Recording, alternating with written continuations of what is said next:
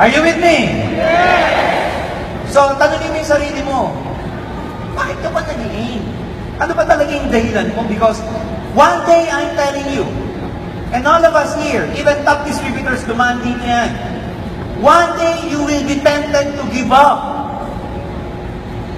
Because it's not easy. One day, you will be tempted to quit. And your antidote for that kind of temptation is to ask yourself again, why did I start in the first place?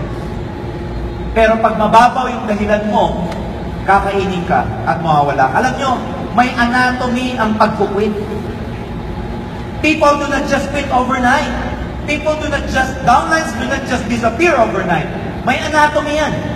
Ano yung anatomy? Yung katulad na sabi ko sa inyo, alam nyo, babantayan mo yung sarili mo.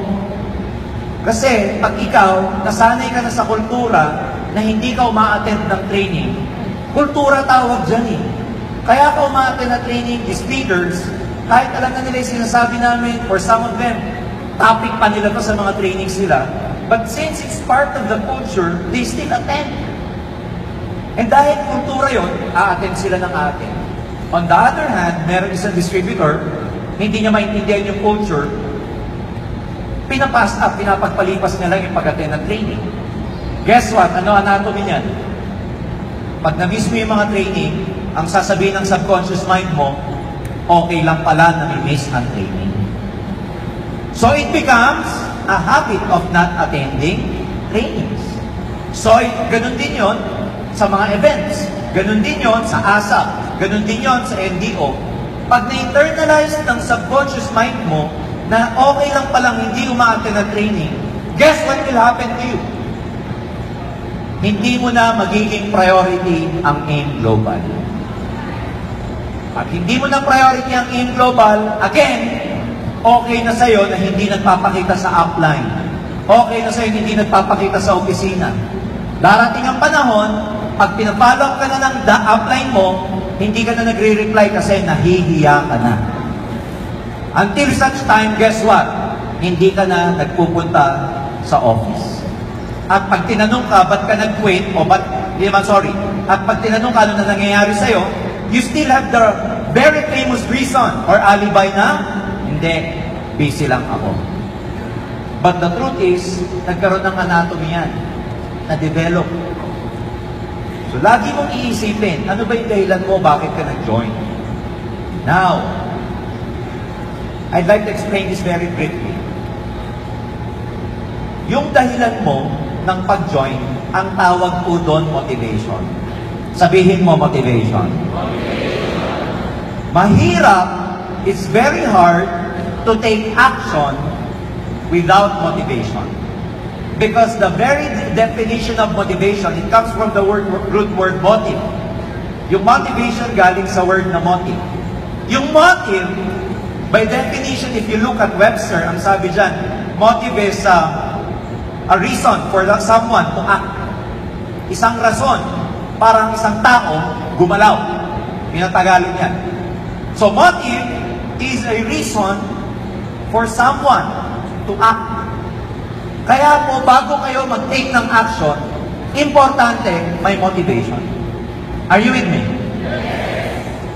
You cannot be motivated by just taking action alone. I dispute that. I don't believe that you can be motivated by taking action alone. It should be motivation first before taking action. Because how can you have motivation by just taking action when motivation is needed in the first place before you take any action? Kaya mga kaibigan, makakakita ka hindi pwedeng hataw lang ng hataw. Ilan ba sa inyo yung, wala, just do it, mamomotivate ka na lang. After a few months, wala ka na. The important thing is, alam mo kung ano yung motivation mo, bakit nasa AIM Global ka. If you want to become successful, you must be willing to disappear for a while. Saan kayo magdi-disappear? Hindi mo na kayo makikita ng barkada nyo. Hindi mo na kayo makikita ng kamag-anak nyo. Hindi ka muna makikita ng anak mo. Hindi ka muna makikita ng nanay, tatay. Makikita ka nila paminsan-minsan, tawad pa. Hindi ka nila makikita sa birthday. Hindi nila ikaw makikita sa mga reunion. You must be willing to disappear for a while. Mawawala ka pansamantala, pero pagbalik mo, sikat na sikat ka na. Mawawala ka muna. Mawawala ka muna sa sirkulasyon. Mawawala ka muna sa update, sa trend. Mawawala ka muna sa sinihan. Di mo alam kung anong palabas. Pero it's okay. Marami sa inyo nararamdaman yan. Sir, ma'am, ba't ganun nung naging global ako, parang nawala ako sa uso? Parang nawala ako sa sirkulasyon. Normal lang yun. You must be willing to disappear for a while. Bakit? Pag malalim yung motivation mo, kahit mawala ka muna pansamantala, guess what? Hindi pa rin ikaw mawawala sa landas. Nakatutok ka pa rin. Nasa tamang direksyon ka pa rin. Are you with me? Next! Be sure about what you want from life and doubly sure about what you have to give in return. That is what I was saying a while ago. Na to become successful, you must be willing to disappear for a while. There's a lot of things you have to forget for a while. There's no free lunch. Ang dami-dami mong i-give up for the meantime. Next. Naging time siya. Ayan, know the time. Now, I'd like to announce some very important things at this time. Pag may goal ka, may objective ka, especially gusto mo yumaman, gusto mo kumita ng 100,000, you want to become a global ambassador, you want to become a member of the Millionaire Circle, you want, for example, to become a GE or ST, you have to have a time frame. There should be an element ng time. You have to know the time. And sa mga uma-attend lagi ng MDO, you know how to set your goals. It says SMART. You have to set SMART goals. But I don't want to go to the details. When I say about know the time, alam niyo po dapat kung ano yung mga major events ng AIM Global, such that pag nag-plot ka ng goal mo, alam mo kung kailan ka aakyat sa stage. Ano yung mga major events ng AIM Global? Come January 15, next year, isulat niyan, wala pa sa announcement, January 15 will be our kick-off training next year.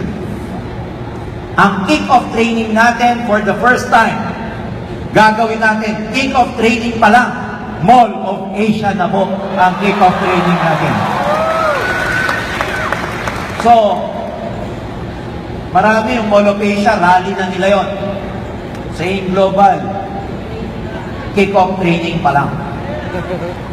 Second major event, February 15 or February 22, depende sa tawag dito, availability ng Mall of Asia again. It's either February 15 or February 22 will be our profit sharing rally. Hindi umakyat, kaya know the time. Sa hindi na-recognize during our recent SENGE 9. Recently, kailan yung SENGE natin nakaraan? August. Kasi mid-year rally natin noong November. Yung hindi umakyat ng SENGE last August, this coming February will be your chance para ma-awardan ng SE o GE. So set your goal. Know the time. Hindi mo pwedeng sabihin na, I want to become a global ambassador or I want to become a gold executive. Dapat doon nakalagay, February 2017, I am a gold executive. Kaya importante yung dream board, kaya kayo pinagagawa ng uplines ng dream board. Next, pagkatapos ng February, one very, very big event of AIM Global is our anniversary rally. Ang anniversary rally natin, nasa May or June yan. Depende again sa availability. Tuwing May or June or tuwing anniversary rally, ang ina-awardan po natin, Global Ambassadors at saka Millionaire Circle at saka Top 20 ng AIM Global. So again, set your goal, know the time. Dapat bago mag-May, yung mga gold executive dito, Global Ambassador ka na pagdating ng Mayo. Yung mga hindi na-awardan nung mid-year rally, na new members of Billionaire Circle, come May,